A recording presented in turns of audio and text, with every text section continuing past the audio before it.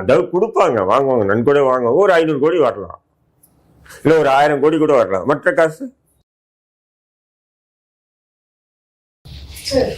கொடுங்க சார்.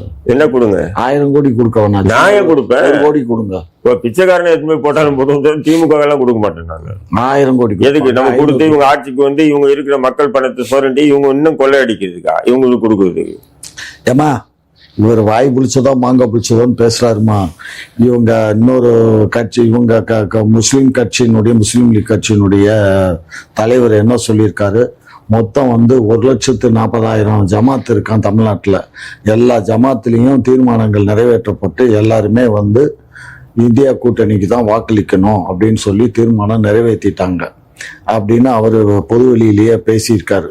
என்ன பண்ணுவாருமா அவர்? அப்படி பொதுவெளியில பேசினாதான் இவங்க கொடுக்குற 1 2 பிச்சை சீட்டு அவங்களுக்கு கொடுப்பாங்க. இப்படிதான் சீட்